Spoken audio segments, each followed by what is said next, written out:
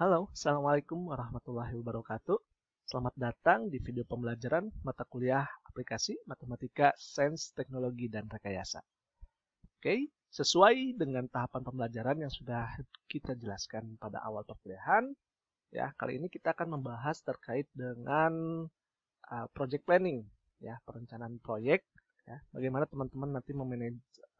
Jadi yang teman-teman lakukan ini juga merupakan suatu proyek ya sebenarnya. Nah, kira-kira bagaimana kita melakukan manajemen terhadap proyek pekerjaan teman-teman, ya, agar nantinya pekerjaan teman-teman ini bisa dilakukan lebih efektif, lebih efisien dengan durasi waktu kita yang terbatas ya. Nah, di sini Bapak akan mencoba untuk menjelaskan ya salah satu materi yang sudah disampaikan oleh Bapak Rahul Safani ya. Jadi Bapak mengadopsi slide yang dibuat oleh Rahul Safani ini. Beliau adalah salah satu dosen di ilmu komputer dari Universitas Liverpool. Ya, ada yang suka Liverpool di sini? Oke ya, jadi di sini juga salah satu materi yang cukup banyak juga diadopsi oleh dosen-dosen terkait dengan manajemen proyek sebenarnya ya. Khususnya untuk manajemen proyek mungkin teman-teman belum masih lama sih sebenarnya untuk mata kuliah ini. Tapi pengenalannya bisa kita bawa tarik ke AMSTR ini ya. Oke, sudah siap? Selamat belajar.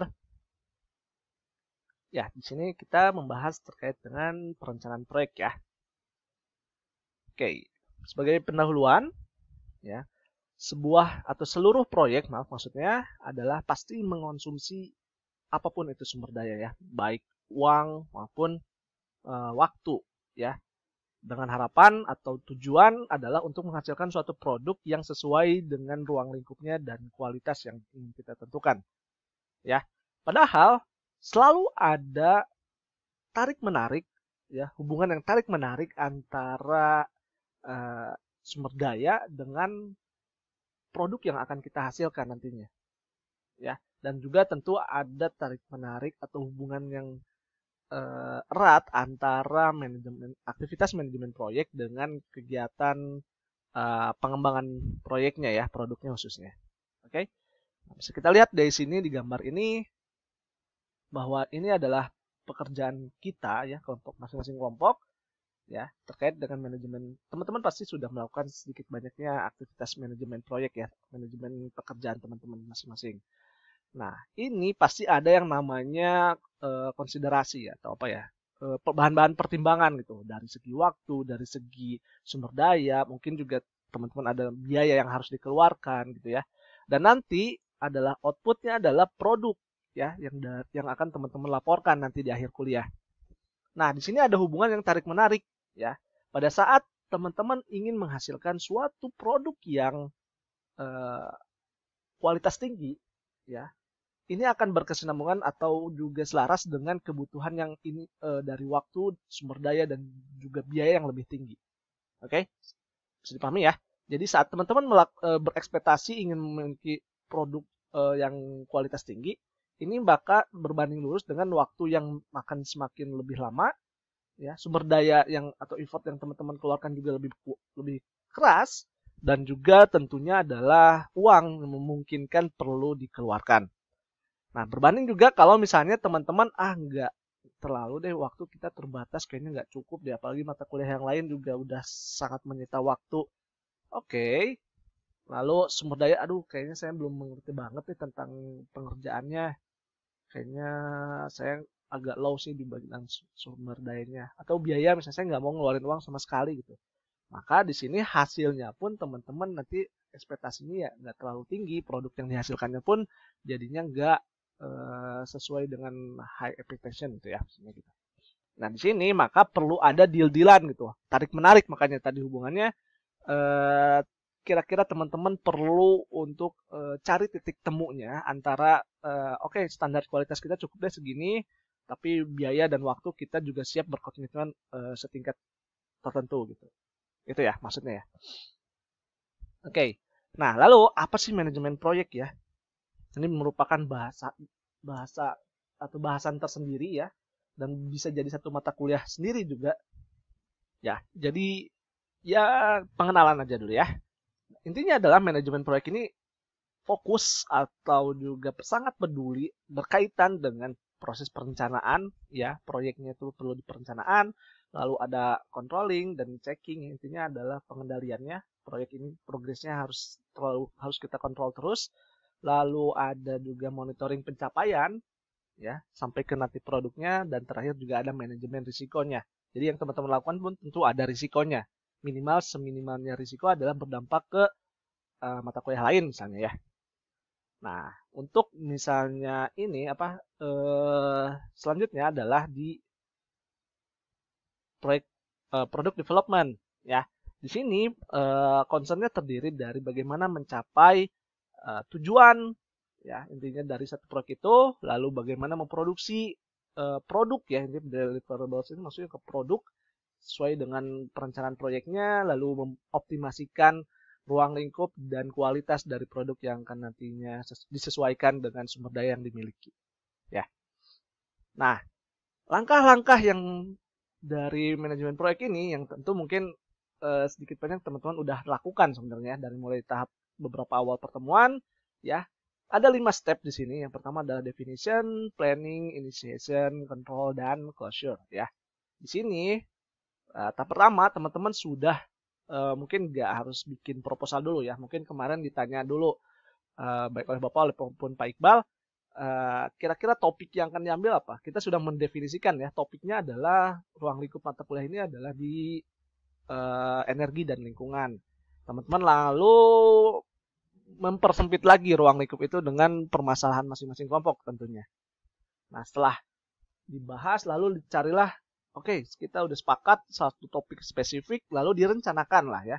Rencananya mau apa? Misalnya masalah intinya apa? Lalu ngambil sumber daya atau literaturnya dari mana aja? Kira-kira sumber apa aja yang dibutuhkan? Biaya apa? Apakah butuh? Waktunya berapa? Lalu selanjutnya adalah inisiasi, mulai action ya, misalnya lakukanlah literatur itu sesuai dari perencanaan, misalnya asalnya dari Google atau dari IEEE sesuai materi yang sudah disampaikan sebelumnya, kita lakukan actionnya gitu. Nah, dari situ lalu kita kontrol hasilnya apa ya dari masing-masing aktivitas pekerjaan yang kita sudah definisikan. Oke, terakhirnya adalah nanti ya laporan ya, intinya itu kurang lebih gambaran dari manajemen proyek itu ada seperti ini ya. Kita bahas nih. Kita melakukan definisi project definisi ini adalah kita menentukan tujuan dan objektifnya ya. Ibaratnya kayak kalau di organisasi seperti kita menentukan visi dan misi satu organisasi ya. Nah, di sini kita akan bedakan bahwa apa sih bedanya tujuan dan ya aims dan objektif ini ya. Nah, ini hampir kalau di kamus hampir mirip ya, artinya sama-sama tujuan gitu. Cuman kalau dari aims ini dia adalah pernyataan yang lebih luas gitu ya. Jadi tujuannya ini lebih global gitu. Oke, contohnya nih, ada misalnya desain suatu metodologi untuk pengembangan graphic user interface ya, untuk courseware technical material, bahan courseware ini ya. Lalu juga atau pengembangan dan evaluasi jaringan saraf tiruan untuk memprediksi indeks saham ya. Ini. Nah, ini satu contoh dari aims-nya. Tentu yang beberapa pertemuan yang lalu ya, kami pada dosen menanyakan apa masalahnya, apa topiknya. Nah, itu adalah salah satunya untuk menanyakan aims-nya ya. Nah, selanjutnya objektif. Di sini objektif adalah untuk mengidentifikasi lebih spesifik ya. Measurable achievement, quantitative, qualitative measure by which completion of the project can be judged. Ya, jadi intinya adalah objektif ini dia adalah tujuan yang lebih spesifik. Makanya di pertemuan sebelumnya kita bahas merancang solusi dengan metode SMART ya, yang spesifik, measurable dan sebagainya ya, seterusnya. Nah, contohnya adalah dari objektif ini adalah misalnya kita menyelesaikan pencarian literatur, lalu direview terkait dengan stok saham ya, teknik prediksi saham yang saat ini sudah berkembang. Misalnya ini contohnya ya. Atau yang kedua adalah salah satu objektifnya adalah mengembangkan model yang cocok terkait dengan jaringan saraf tiruan. Jaringan saraf tiruan itu nanti kalau teman-teman penasaran apa sih itu kok artificial neural network? kayak hubungannya kesehatan kok mainannya saham. Nah, ini salah satu teknik ya, pola komputasi juga ya, yang mengadopsi dari pola atau dari manusia gitu ya, cara manusia bekerja gitu. Nah, ini menarik sebenarnya, topik yang menarik, tapi tidak akan kita bahas di sini. Silakan kalau teman-teman penasaran, googling aja ya. Oke, banyak kok. Dan yang ketiga adalah identifikasi dan mengumpulkan data yang tepat untuk dilakukan analisis dan evaluasi. Jadi ini adalah langkah-langkah yang teman-teman lakukan dan hasilnya. Ya, itu adalah objektif yang untuk mencapai aims-nya. Ya. Oke, intinya adalah yaitu aims itu adalah globalnya, misalnya visinya, misinya itu adalah objektifnya itu. Oke. Nah, maka dalam menyusun objektif itu kita perlu metode SMART yang sudah kita bahas ya di pertemuan yang lalu. Intinya adalah bagaimana menentukan tujuan objektif itu ya harus bisa terukur dan harus bisa tepat juga dan realistis. Ya. Contohnya adalah misalnya untuk menyelesaikan pencarian literatur dan reviewnya terkait dengan teknik prediksi saham yang saat ini sudah berkembang, kita ukur apakah dia spesifik, apakah dia dapat terukur, apakah sudah tepat, apakah realistis dan terkait dengan waktunya juga. Oke. Oke, ini sudah kita bahas di pertemuan sebelumnya. Lalu juga ini misalnya, oke, terkait dengan project planning ya, yang bahasan kita intinya sebenarnya tentang perencanaan proyek ini, teman-teman tujuannya adalah agar bisa mengidentifikasi tugas atau aktivitas apa aja yang harus dikerjakan. Oke, jadi inti dari materi ini adalah agar teman-teman nanti bisa mengidentifikasi, ya, menurunkan apa aja sih tugas yang harus teman-teman satu kelompok itu kerjakan. Lalu yang kedua adalah mana mengklarifikasi mana yang perlu dikerjakan lebih awal ya. Lalu yang ketiga adalah menentukan masing-masing waktu pengerjaannya ya. Lalu selanjutnya ya tinggal dievaluasi yang sebelum-sebelumnya. Nah, langkah-langkahnya adalah teman-teman melakukan dulu penurunan pekerjaannya ada apa aja, yang nama istilahnya adalah work breakdown ya. Lalu dilakukanlah estimasi waktu. Lalu ada milestone. Milestone ini kayak pencapaian di tengah-tengah ya, udah sampai ini. Oke. Nanti kita bahas di slide selanjutnya. Lalu juga ada urutan aktivitas ya, lalu ada penjadwalan dan perencanaan ulang. Oke. Ini adalah langkah-langkah project planning yang tentu sebaiknya teman-teman lakukan ya, agar keberhasilan dari proyek teman-teman ini tertib dan rapih gitu ya. Jadinya enggak jadi beban juga mata kuliah ini. Oke. Kita ambil contoh ya. Kita ambil contoh untuk bagaimana sih melakukan perencanaan proyek ya. Kita ambil satu contoh misalnya yang M-nya adalah develop and evaluate an artificial neural network to predict stock market index ya. Intinya ada pengembangan dan evaluasi ya jaringan saraf tiruan untuk memprediksi indeks saham ya. Ada yang tahu saham? Kalau nggak tahu, searching juga ya. Karena ini nggak jadi, sebenarnya di luar mata kuliah kita, tapi ini jadi wawasan. Oke, ini tekniknya yang kita tiru ya dari slide ini. Contoh objektifnya adalah ya melakukan pencarian literatur dan reviewnya terkait dengan metode teknik dari prediksi saham yang saat ini sudah berkembang, lalu juga mengembangkan model yang paling tepat untuk jaringan saraf tiruan itu, lalu juga mengidentifikasi dan mengumpulkan data yang tepat untuk kebutuhan analisis dan evaluasi ya. Yang poin ketiga, lalu yang keempatnya adalah mengevaluasi model apakah sudah sesuai ya dengan teknik statistik. Lalu yang kelima adalah ya menyelesaikan laporan akhirnya. Ya. Oke, dan langkah-langkah dari project planning ini mungkin nggak akan semuanya kita bahas ya, intinya adalah di work breakdown, time estimates, milestone, dan mungkin sampai poin 4 aja ya kita bahas. Oke, siap ya? Kita bahas ya satu-satu ya. Oke, kita mulai dari work breakdown ya. Nah, work breakdown ini dia adalah langkah pertama dari perencanaan proyek ya. Apa yang perlu kita lakukan? Yang perlu dilakukan adalah identifikasi ya tugas apa aja yang akan teman-teman lakukan untuk penyelesaian proyek teman-teman ya. Jadi misalnya yang mau bikin produknya misalnya tentang konsumsi listrik misalnya, analisis efektivitas pengurangan daya konsumsi daya listrik misalnya, itu ya dari mulai analisis permasalahannya, dari mulai kira-kira ini solusi apa yang paling tepat, lalu juga pengembangan metodenya ya, dan sampai terakhirnya adalah laporan ya. Nah, langkah awalnya adalah dari titik kritis ya, yakni tujuan dari proyeknya itu ya, tujuan akhirnya.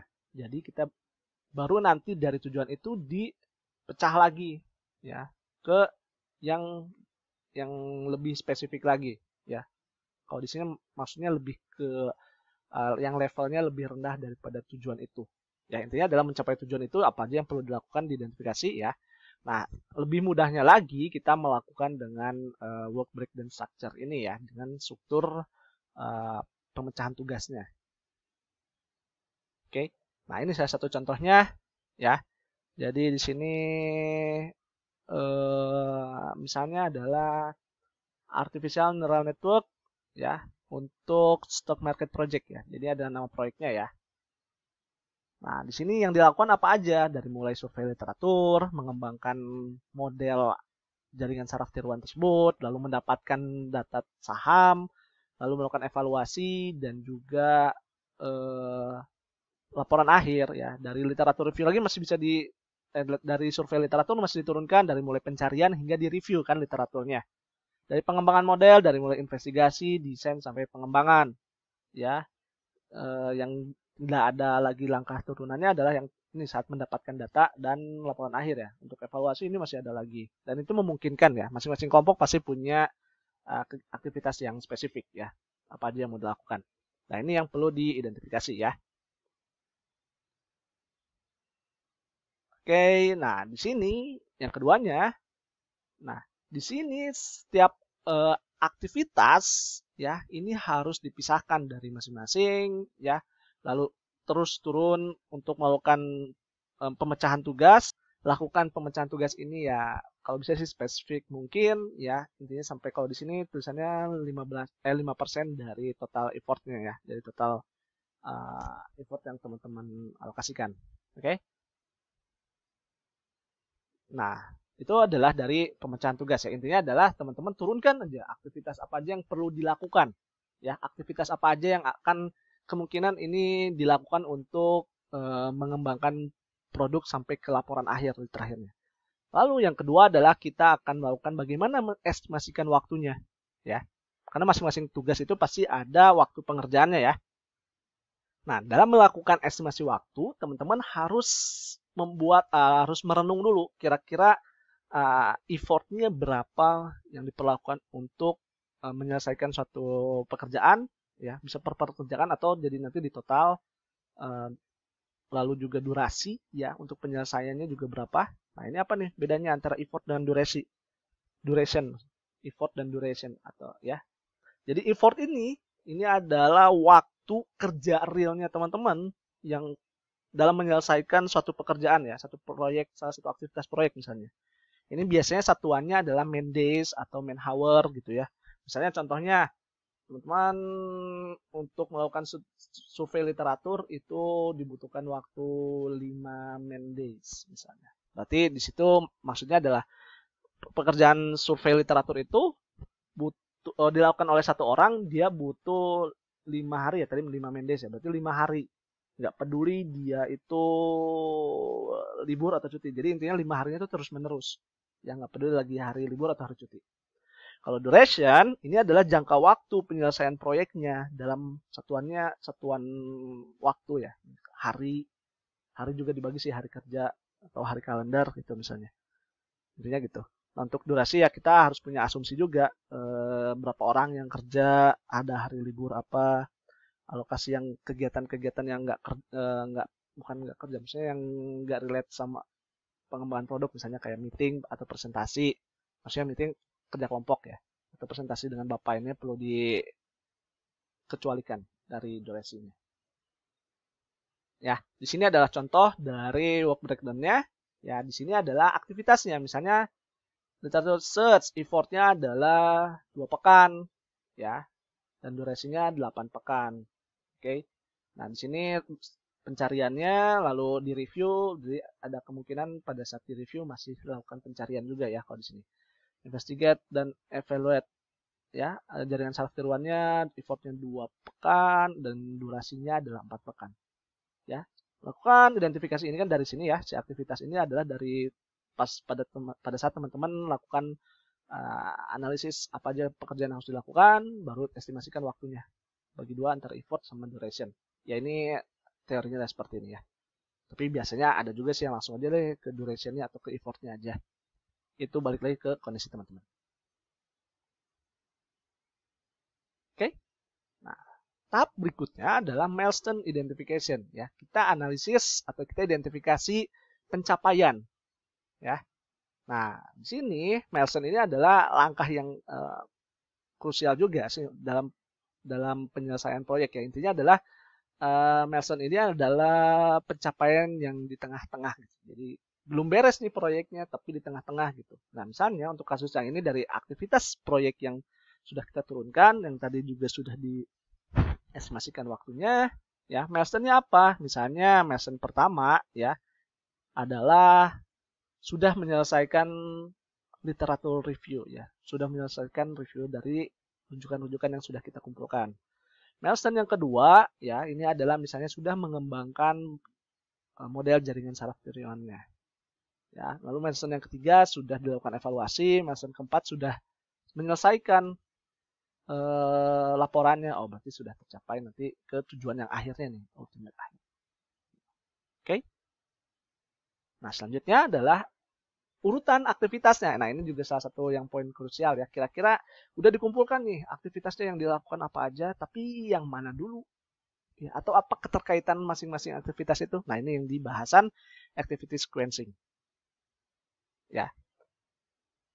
Nah, di sini kalau kita amati ya, work breakdown ya atau penurunan tugas itu dia nggak ngasih informasi ke kita yang mana dulu nih yang harus duluan ya.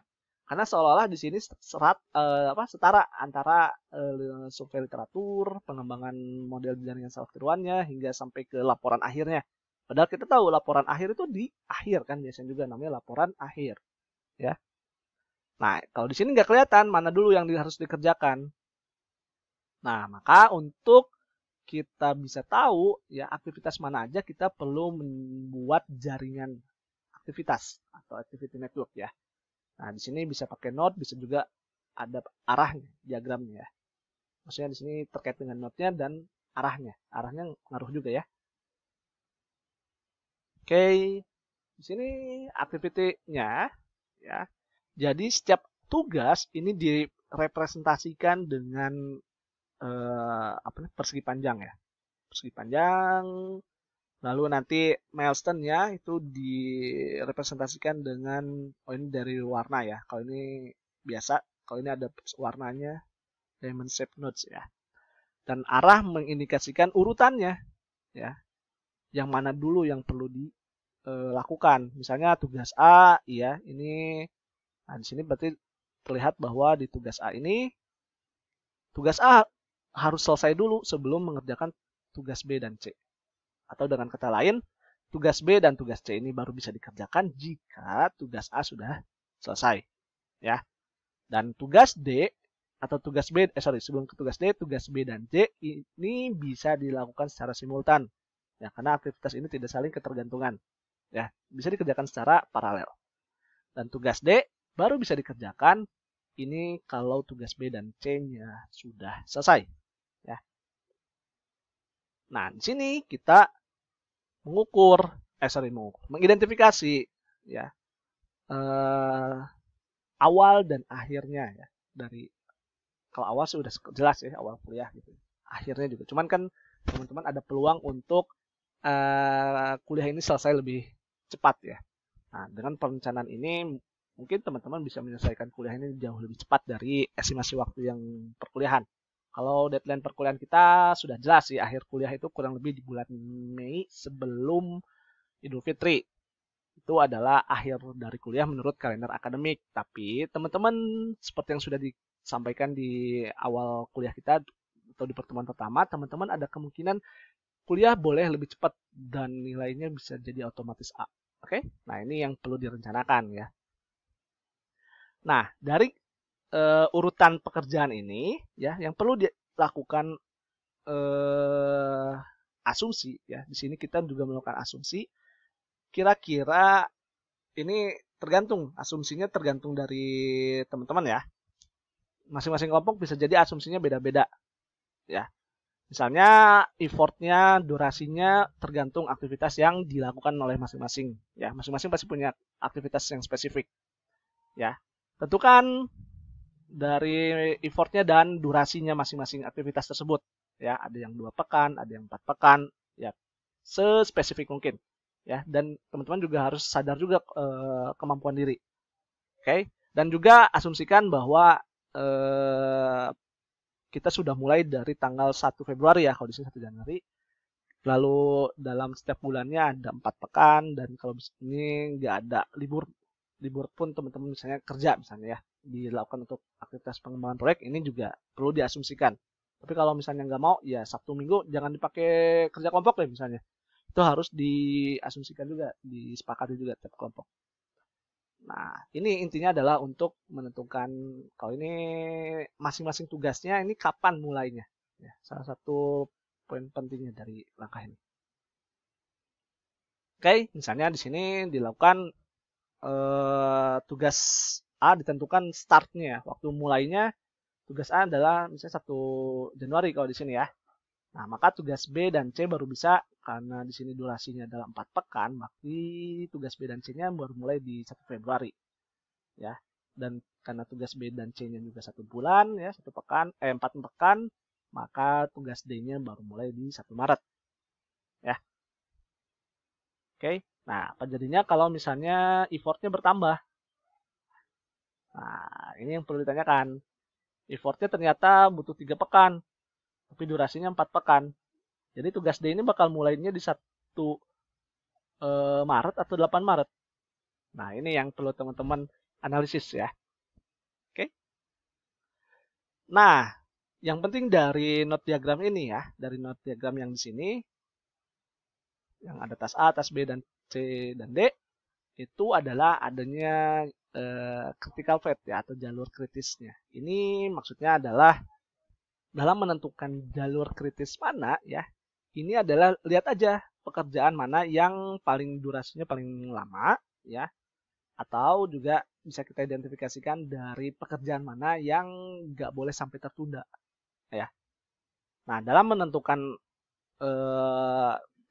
critical path ini atau jalur kritis yang mana, ini ada beberapa pertimbangan. Yang pertama adalah tentukan aktivitas mana yang harus mulai lebih paling awal ya, harus dimulai paling cepat sedini mungkin, atau juga misalnya kita bisa lakukan penentuannya dari akhir ke awal. Jadi kita tentukan dulu, oke, produknya adalah nanti terbuatlah sebuah aplikasi gitu ya. Nah, dari aplikasi itu, dari sudah jadinya aplikasi, nanti teman-teman ngerunut tuh ke belakang untuk bisa jadi aplikasi itu, ya berarti harus dulu dibuat dulu mockupnya. Sebelumnya juga, ini dibuat dulu dong kodenya misalnya. Baris kodenya. Sebelumnya lagi, tentukan dulu kita mau menentuin pakai platform apa. Sebelumnya lagi, kita mau algoritmanya kayak gimana. Nah, itu ya. Lalu juga tentukan sejauh apa satu tugas itu yang mana yang harus didahului. Ya, kalau misalnya cuma ada 1 tugas, ya itu yang jadi critical path-nya di situ. Tapi kalau misalnya ada 2 lebih dari 1 ya, ini ya, lakukan analisis juga mana yang tugas mana yang lebih jadi ketergantungan untuk tugas kritis yang berikutnya. Ya, sebenarnya bisa sih diulangi. Jika ada 2 atau lebih tugas yang atau jalur kritis ya, tentukan kira-kira pertimbangkan tugas mana yang itu tuh jadi menentukan jalur kritis berikutnya, ya. Atau juga bisa sih ada 2 ya, critical path ini juga memungkinkan. Oke. Nah, dari sini kita sudah bisa, kalau activity sequencing-nya ya, dari sini kita sudah menurunkan work breakdown structure-nya, kita juga sudah melakukan estimasi waktunya. Nah, di sini kita tentukan dependensinya atau ketergantungan dari tugas-tugasnya. Misalnya, di sini kita ada nomor ya, maksudnya ke nomor sini. Kegiatan atau aktivitas literatur review belum bisa dilakukan jika literatur search-nya belum dikerjakan. Maka 2 dependensinya 1 ya. Lalu aktivitas nomor 11, complete report tidak akan bisa dilakukan atau sangat ketergantungan dengan aktivitas analisis dan evaluasi, review statistical test, ya, dan juga use stock market models-nya, ya. Lalu yang nomor 8 yang lebih simpel ya, ini use stock market models-nya ini nggak akan bisa dilakukan sebelum dapat dulu ya datanya sama literatur review-nya beres ya, karena di sini ada 2. Nah, milestone-nya di sini contohnya yang pertama adalah menyelesaikan literatur review, ya. Lalu yang milestone yang keempatnya adalah diidentifikasinya dengan M ya, ini milestone 1 dan ini M4 ya. Menyelesaikan laporan akhir misalnya ya. Oke, di sini ini lebih jelasnya ya. Sorry tadi agak kecil ya. Jadi diulang lagi, aktivitas 9 adalah review statistical test ini baru bisa dimulai jika tren artificial neural network-nya sudah dilakukan dan juga mendapatkan data saham marketnya ya, sudah juga dilakukan. Oke, nah ini adalah dependensinya, lalu milestone-nya adalah di literatur review sudah selesai, dan milestone berikutnya adalah laporan akhir sudah selesai. Oke, maka jadi nanti sekuensinya seperti ini, aktivitas 1, aktivitas 6, dan aktivitas 3 ya. Ini lihat durasinya, aktivitas 1 8 pekan, ya, 6 1, ya, 3-nya 4 pekan, masing-masing dilakukan pengurutannya 1, 2, dan ini untuk memudahkan. Oh, milestone 1 ternyata literatur review setelah itu totalnya berarti 12 pekan ya, dengan ini. Nah, lalu selanjutnya nanti milestone 1 ini tercapai, baru ke sini ya, aktivitas 8, 9, 10, 11, dan berikutnya. Ya, ini lakukanlah sequencing-nya. Agar semakin mudah teman-teman tahu urutannya pekerjaan ini. Ya. Oke, mungkin cukup sampai sini ya materi untuk pertemuan hari ini terkait dengan bagaimana melakukan perencanaan proyek. Ya, terima kasih sudah menyaksikan sejauh ini. Mohon maaf kalau ada kekurangan dan kesalahan dalam penyampaian. Terima kasih. Assalamualaikum warahmatullahi wabarakatuh.